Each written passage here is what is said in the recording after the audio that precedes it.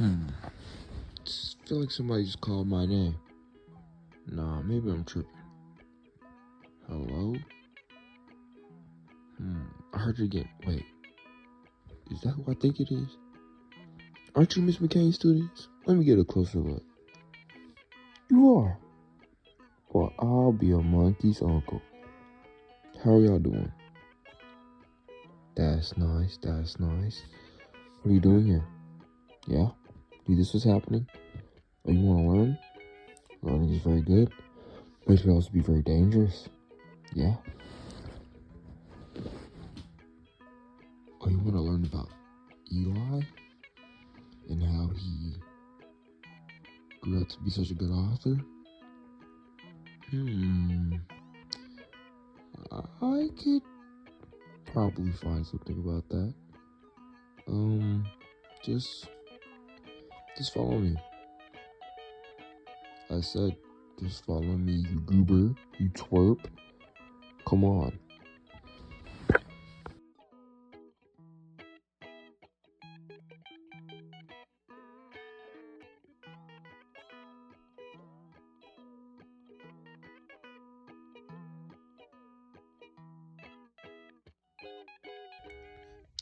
Let me squeeze in.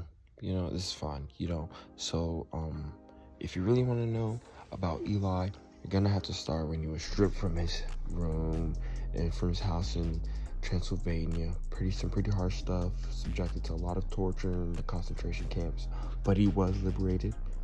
He did suffer a lot of trauma, losing his father and all that. But he became a writer, and he has produced many books such as Night and many more, Day, Dawn, some plays even. Speaking of Night, let me go pull a book real quick. Yeah, let me find it. Stupid kids, bro. Why do they have to pull up to my house? Can I just go home? Like, go home. Where's this stupid book at? Well, it's not stupid. Let me take that back. I love this book, but I don't want to share the story. I guess I found it. Are you sure you want to read this book? I mean, it's pretty harsh stuff. This is some pretty serious stuff, pretty gnarly details in here. I mean, if I were you, I'll just, just back away. You don't want to leave? Are you sure? Just please say no.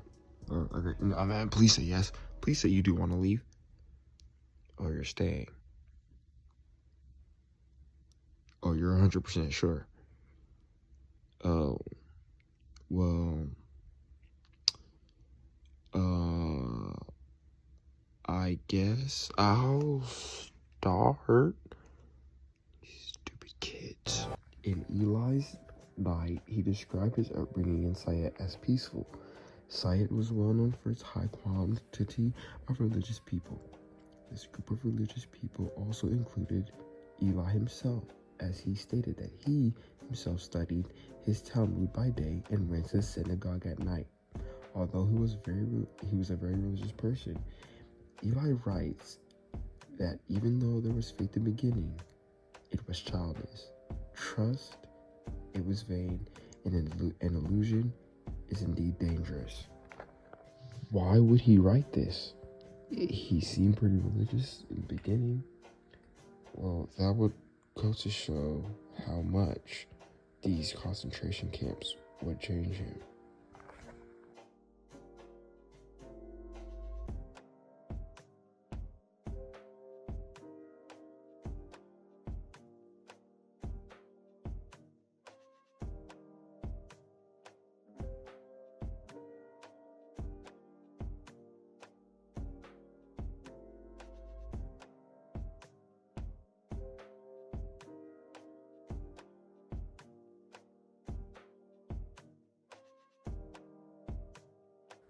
I feel like this message was really a way to show how eventually Eli's faith did waver due to those very extreme set of struggles.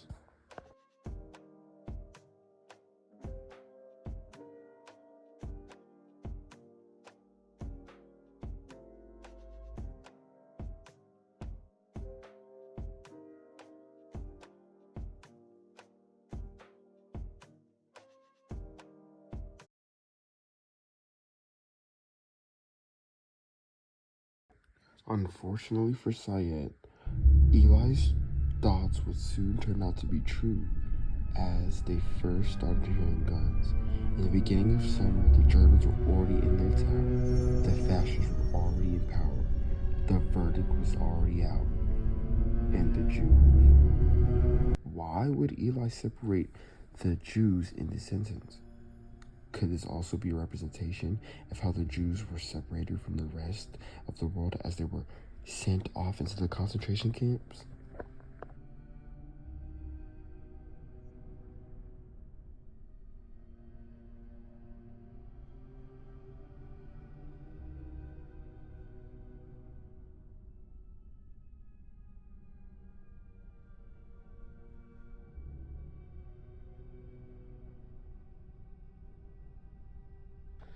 The lack of empathy that the fascists had towards the Jews was quite appalling.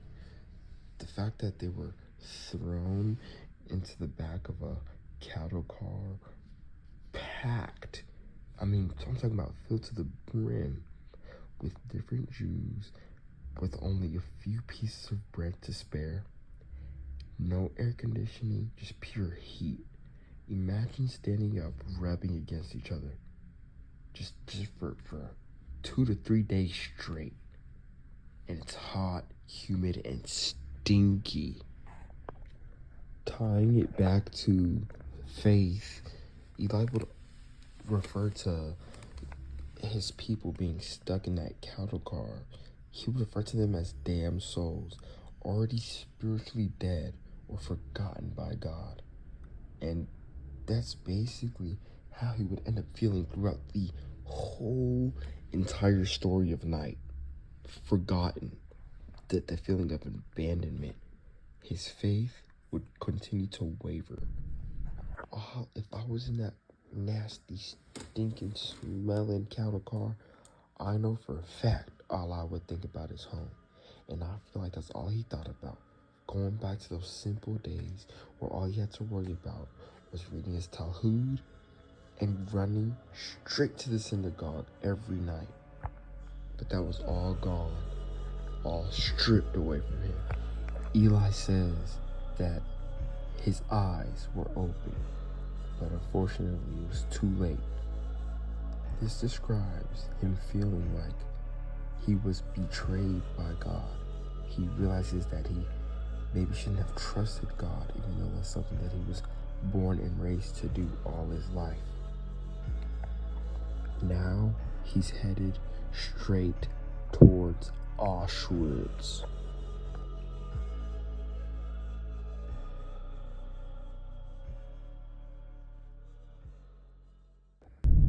It was a smell upon arrival. The smell of burning bodies filled Eli's nostrils with an unbearable stench. Eli states that never shall I forget that night, the first night in camp that turned my life into one long night. This would be describing his suffering as eternal hell on earth.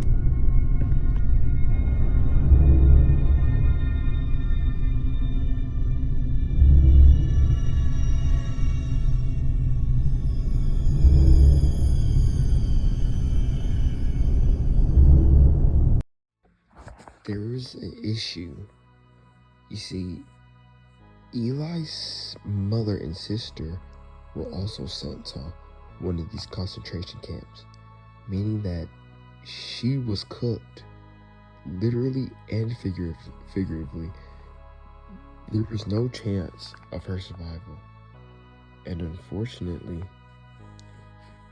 it was the same fate for many people, old people, and young kids who just couldn't perform in those mines like they were needed to. So they dispatched them the most efficient way that they thought, by burning them. Witnessing this, Eli thought to himself, how could I say to him, blessed art thou, eternal, master of the universe, who chose us among all nations to be tortured day and night to see our fathers, our mothers, our brothers end in this crematorium. He was conflicted internally. He didn't know who to believe in, what to believe in. He didn't know how to feel. How was he supposed to handle such trauma? He didn't know. He felt as if he was left in the dark, as if he was left deep in night. In the camps, it was a struggle to get a decent meal, yet they wanted him to work. Get to mining, boy. Now, go to the mines.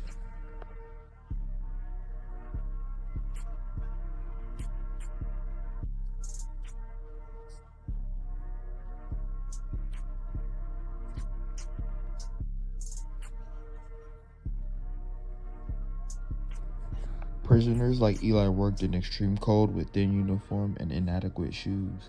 These were given almost no food, and what they did get, watery soup, stale bread, was barely enough to survive. Hunger became a form of mental torment. Eli often talks about how it stripped people of morality and humanity.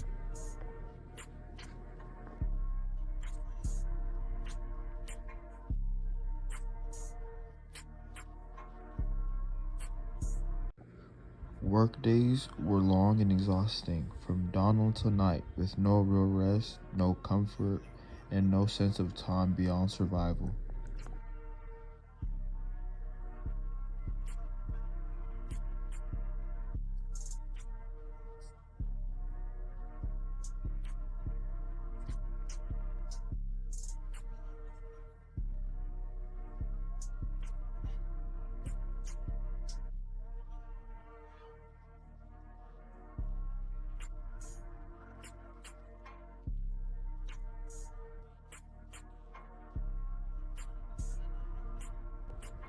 Although the mines were very dangerous, Eli could handle it because he was much younger. However, his father...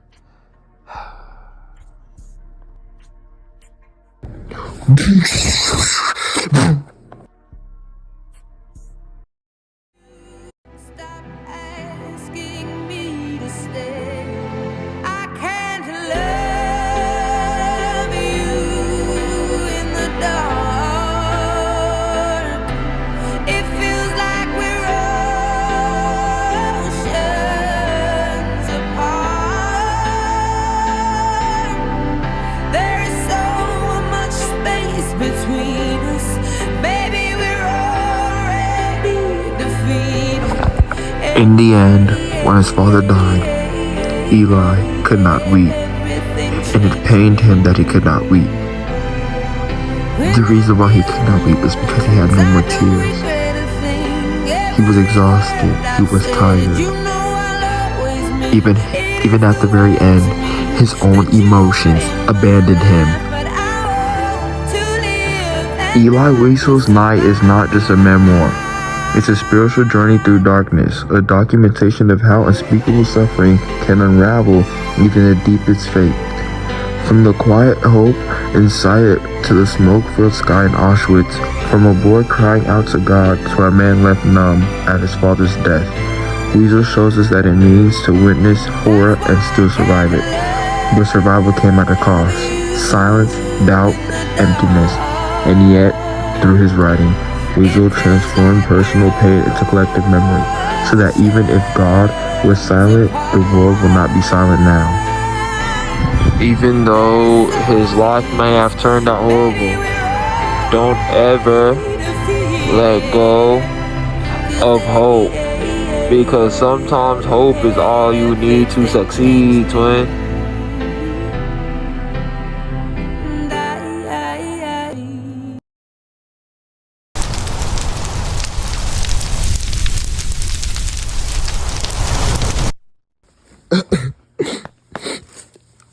What? The story? I'm not crying.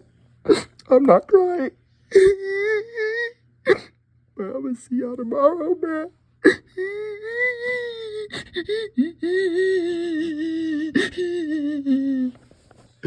Let me know how y'all felt about the story. Isn't it beautiful?